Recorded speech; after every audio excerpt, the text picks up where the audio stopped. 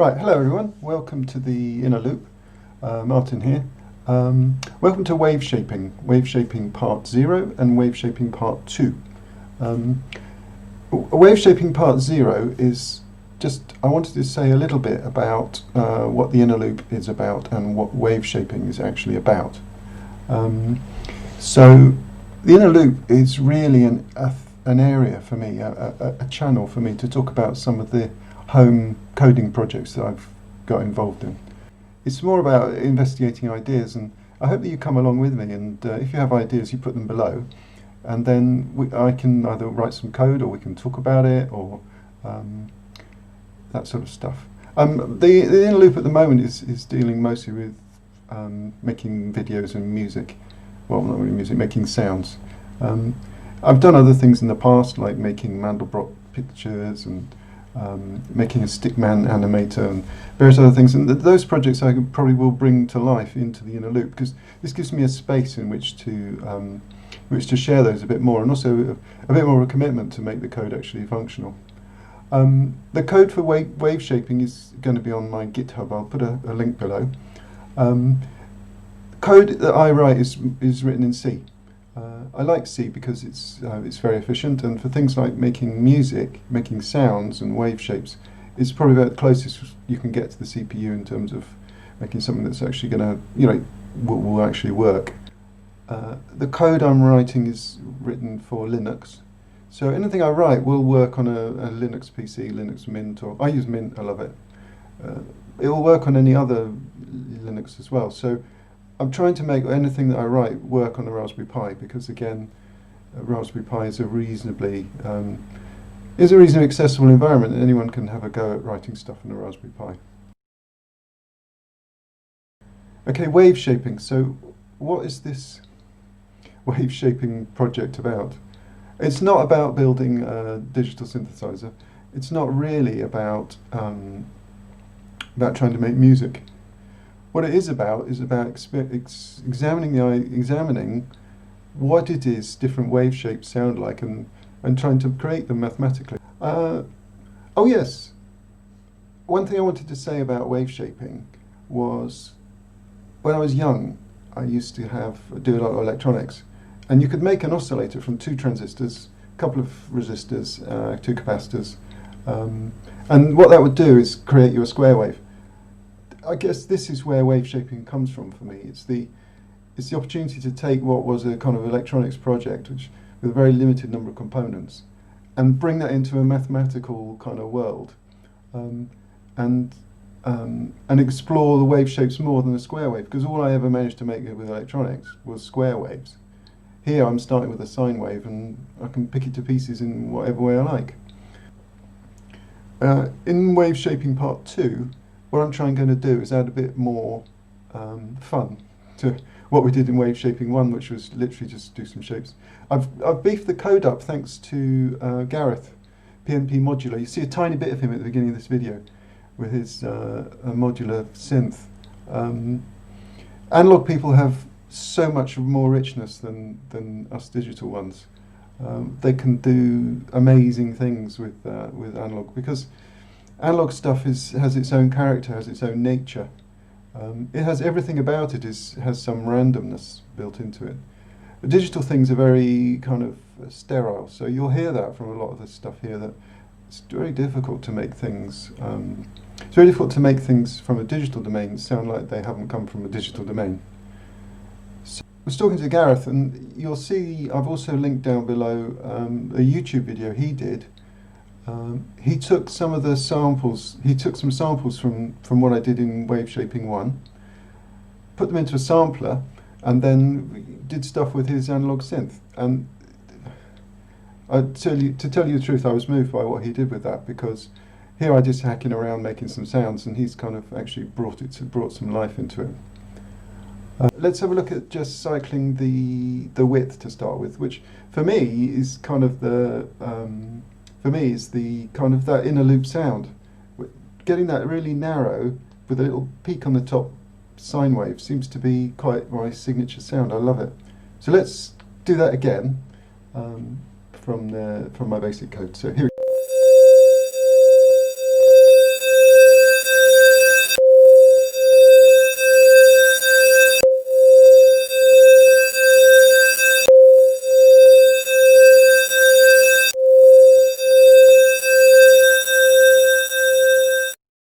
this is really driven, to make it keyboard driven, was really driven by Gareth, who wanted me to send him some samples. And the previous video you saw that I was, the notes were just rolling, because I have an algorithm that was just rolling the notes. In order to send him samples that he could put into his sampler of a specific note, I needed to sort of turn that off and make it possible to play different notes. So now I've got myself a keyboard, but we'll look at that more in a minute. Now I want to show you the, so that was sort of thresholding it out. Now what I want to do is squeeze the width, because squeezing the width also has quite an interesting effect. So I'll squeeze the width now.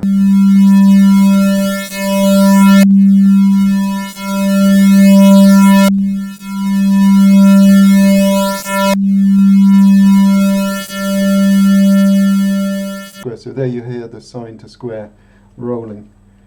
And now the final thing we can do is to move the threshold up and down. So it turns into a square, but then the square drops down. So we'll do that.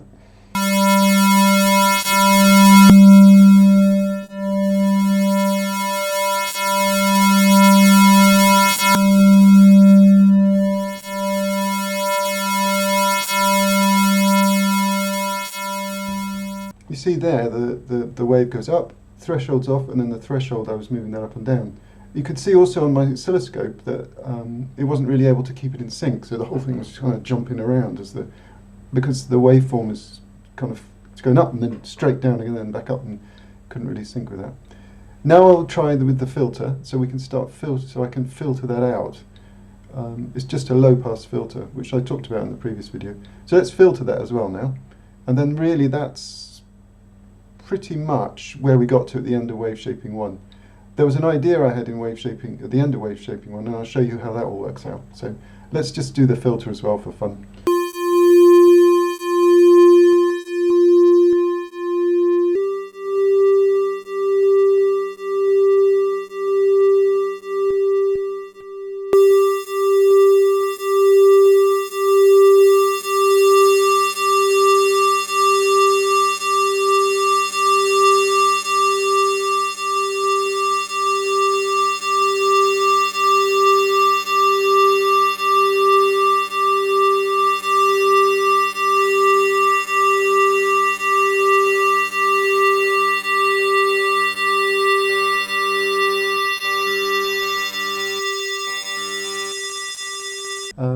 At the end of wave shaping 1, I had an idea, which is when I make my classic sound, which is the 0 and then up to the sine wave, what happens if you put something in the gap?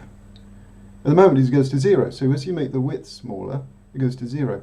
But in that bit where it's 0, why don't I put some random noise instead? So as it gets, instead of getting narrower, it gets noisier. So I'll show you the code, and then we'll see what happens as we put some noise in there. So here's the code. All I have to do is comment out this bit and get rid of this bit.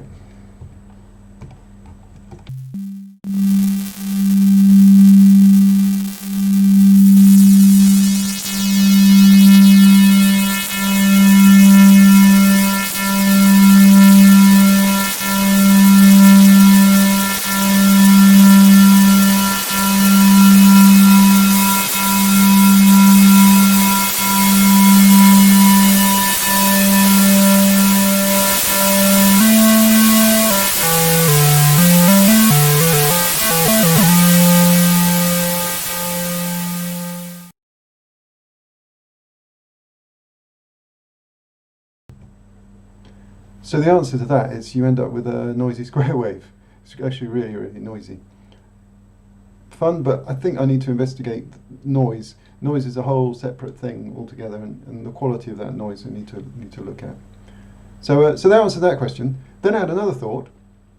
What if instead of noise in that gap, I put a signal which goes up and down?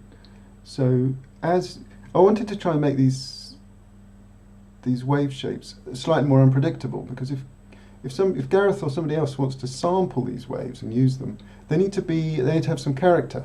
So what I thought is if we have a level going up and down in there, then it's kind of like a sine and then a square going up and down. But every time, as time goes on, the square is moving. So let's look at that in the code.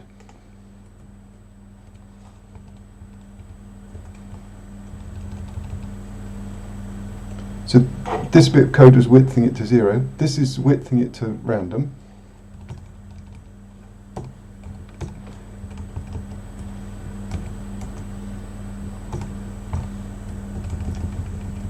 This bit widths it to a rolling t, to a rolling value. And you can see t is getting here, t is getting incremented all the time. Let's watch it and you can see it happen.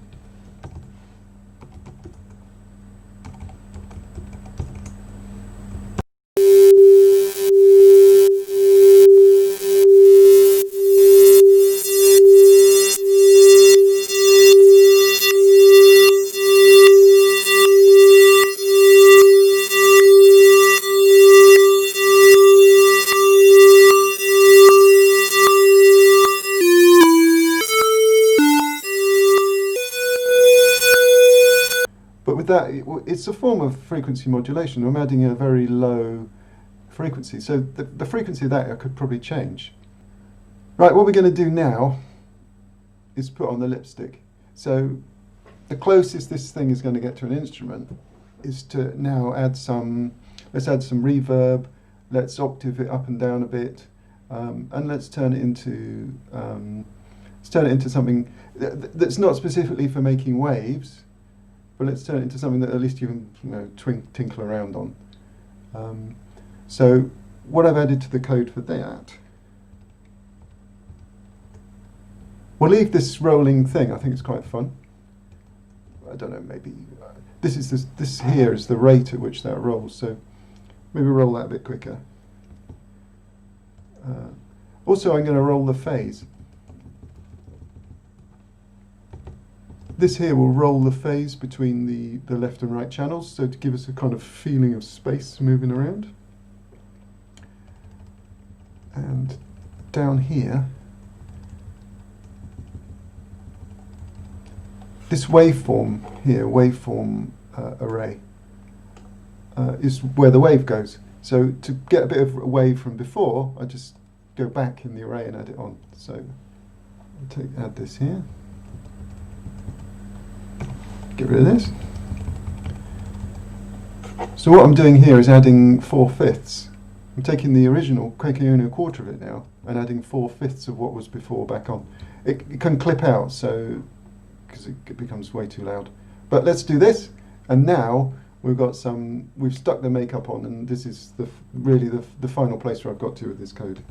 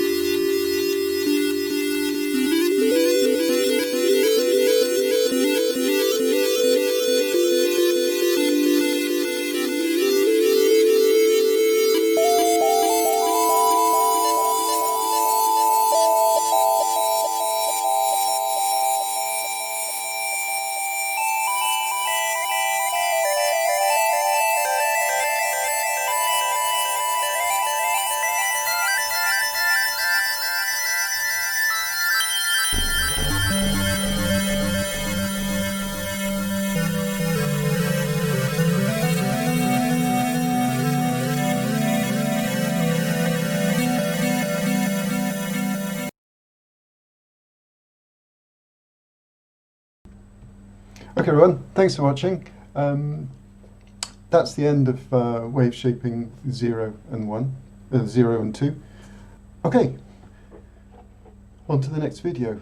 If you've got any ideas or suggestions, or there's anything else you want to know, or you want to have a go at the code, or play along with the code, or take the code yourself and put it into your analog synth, drop me a message below and I can compile it up for you or send it on for your Linux or whatever. Thanks for watching, and I'll talk to you next time.